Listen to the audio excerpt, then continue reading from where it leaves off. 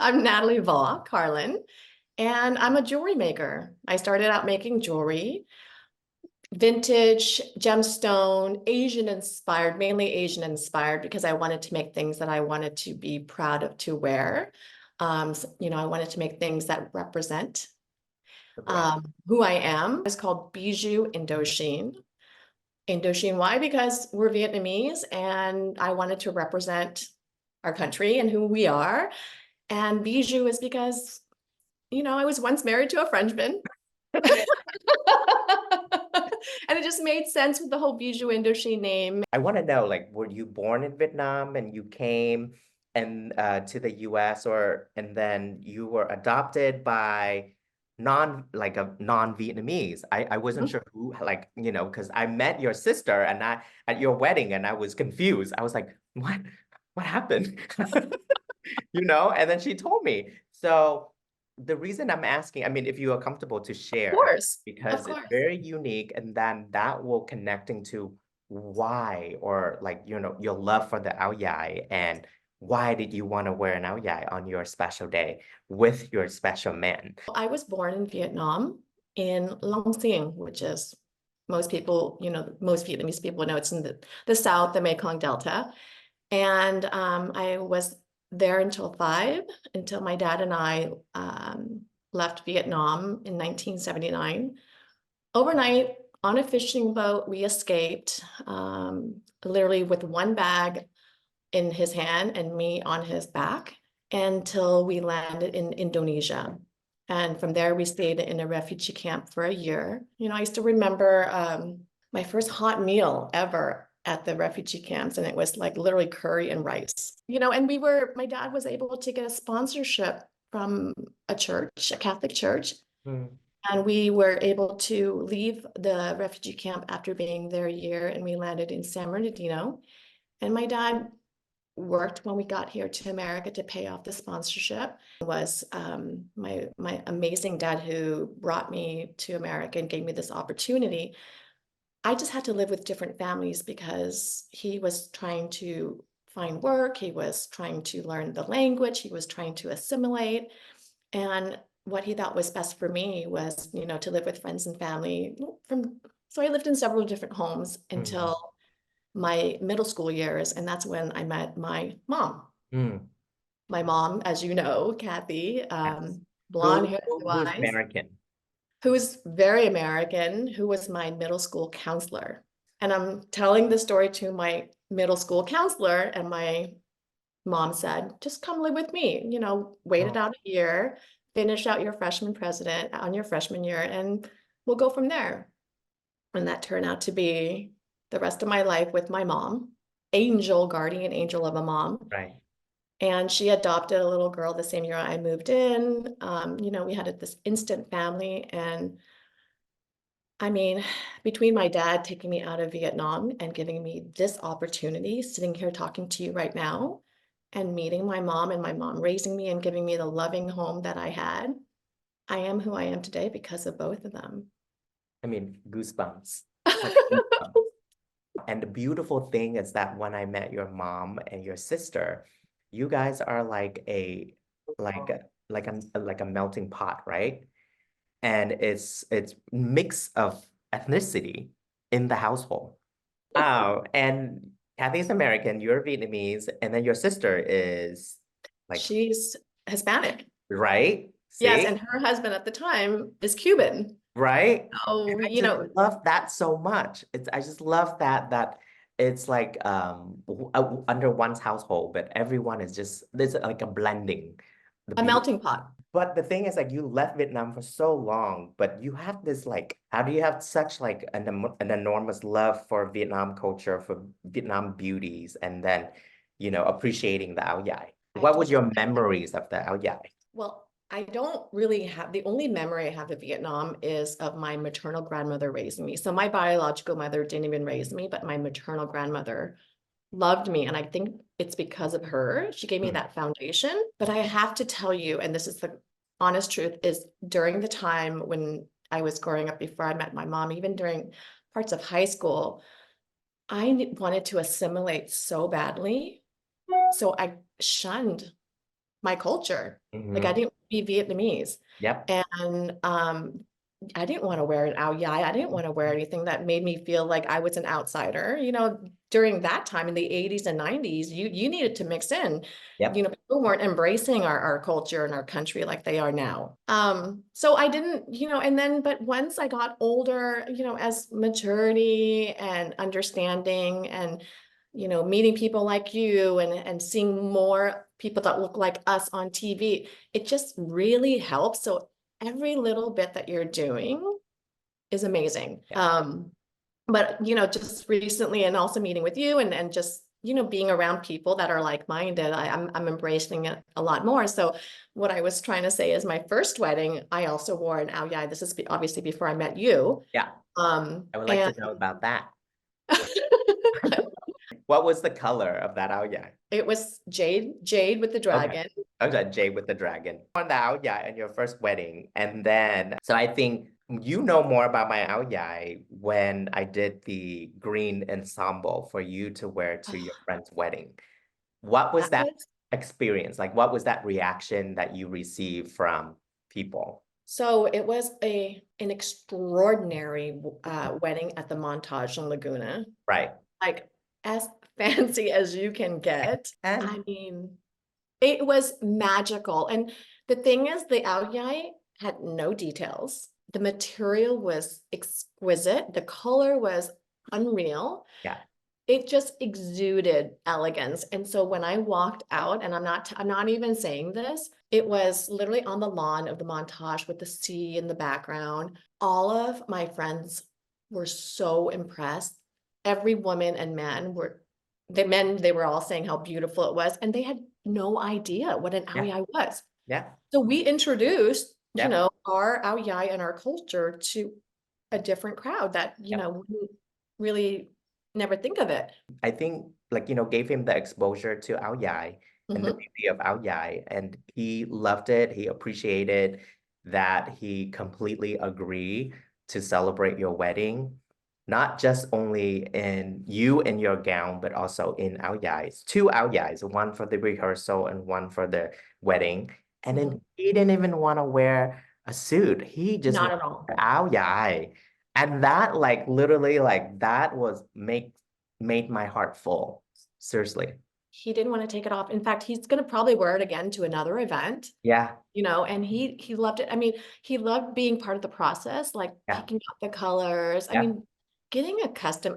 By the way, can we just go back to getting a custom Ao Yai from Thai? Like my dad, Yes. for our wedding. Yes. In his custom Hi. suits. I Oh did my it all. God. I mean, I did it all for you. Oh my God. Everything doesn't even matter except that one moment when my dad put on a custom suit from you. Because when I first told him that we met, he doesn't care about Jennifer Lopez. He doesn't care about Ariana Grande. He cares that I'm friends with Tai Nguyen. So he was ecstatic when I said, "You're gonna get a custom suit for my wedding from Mm, Tai Nguyen." mm, And he was not only so proud of the fact that I got to this place where mm, I can make him a custom suit from you, mm, mm, and to also wear a suit from you. mm. So we know that Michael want to wear an Ao Dai from the beginning. He's like, I want to wear an Ao Dai, and that's it. And he has his color choices. And then we were gonna do a wedding gown, kind of Mhm. like, vintage, elegant in this beautiful silk satin crepe back, like heavy Oh, silk, right? In yes. ivory color. I mean, you could do any color. I don't believe in like, second wedding has to be ivory. You can do any, but to me, I think that ivory color is perfectly for you and for your Mhm. aesthetic, for your style as like vintage, elegant. But then we came up with the idea that it was inspired by this necklace, That's people. right. This The this jade is the necklace. Jane necklace is like very light green with a shade of like blue. Uh, Mhm. this necklace. So for Natalie's gown, we made it like in this ivory silk satin crepe back, but the lining is the color of this jade. And then we took that exactly same color story for your áo dài, for your wedding day, which is an ivory áo dài and this jade color pants. So it goes from like a Western to an Eastern. The connection is just so beautiful because you're a Vietnamese marrying an American man. And then Michael asked me to make áo dài for his daughter Jade in this beautiful like fuchsia orchid color. And then Beautiful, yeah. niece, Oh my God, my granny's core, my flower girl. yes, Cora. I mean, and So we used the cute. same fabric from your wedding gown of the ivory color. And I have a video of her like literally like dancing in Oh it. my gosh. And her parents were like, she didn't want it. She loved it. She said it was soft like pajamas. Well, she slept in it. She didn't want to take it off. Yes, yes. And A very glamorous pajama. yeah, and I was like, that is exactly what I like yearn for. Like I wish for, you know, that love, that appreciation for áo dài because there's so many prior, like I say before, like 5 years ago, I wouldn't get reaction like that because people, Vietnamese adults would be like, oh, is it too weird I'm wearing an áo dài? Well, these are non-Vietnamese people wearing our Exactly. outfits in Exactly. major events, you know, Yes. No, and that's why, Natalie, it's like dream come true. Because even what I'm saying, even back then, 5 years ago, Vietnamese people didn't even want to wear áo dài. And now we have non-Vietnamese people want to wear áo dài and wore it so beautifully. Like I love that so much, you me know? too. And Yeah.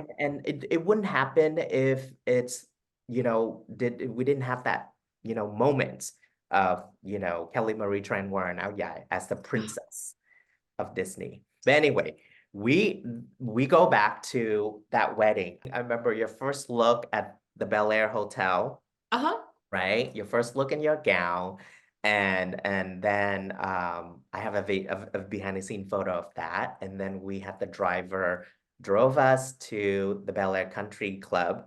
Yeah. I mean, that ceremony with the sunset, priceless. I don't know how much Michael paid for that, but it was priceless. After the ceremony, there was like a sushi buffet. Come on, people. Sushi buffet. It My was, dad, my dad was so cute. He thought that was the actual meal for the wedding. yeah. We were like, I think this is the food. That's it. Just eat it up, guys. And then we're just gonna go down to the reception and dance, you know? Exactly. I mean, it was like an Oscar after party tent, okay? It wasn't like any other tent. Is that Michael? Hi. Hi, Ty. Is this going to go out on something like Facebook or something? More viewers. Hey, No, Michael, I know you're busy and I'm so happy that you can pop in. I want to hear you one question from you. How did you feel wearing an áo dài on your special day? I loved it. I loved every minute of it. I loved being so different than how everyone else was dressed, but yet accepted. And everyone commented how beautiful it was. So thank you, Ty. Thank you. Thank Of you. course, when I'm next to Natalie, I look good in no matter what I'm wearing. Exactly. That's what I said. Thank you, honey. Bye. Thank you. I love it that he said accepted. So let's go back. So after that, how do you feel about that night? How do you feel about that whole thing? And how do you feel the first time? I think the first time you saw Michael wearing áo dài was at the hotel in first look. It Like was. go back a little bit. How do you feel? I mean, one of my favorite photos is me opening the door, you behind me.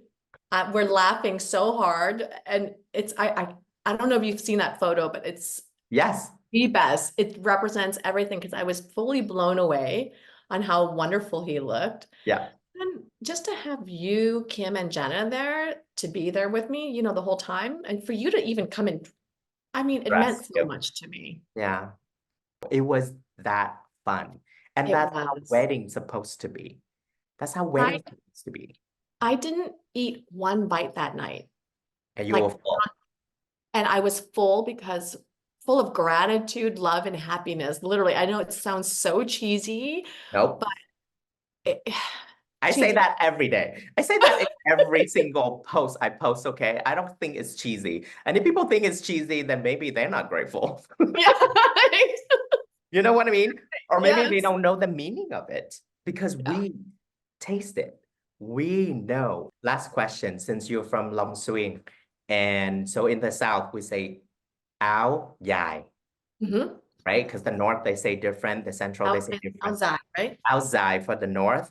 And, you know, Uh-huh. recently I had a conversation with Michelle Phan, and her mom is from Hue.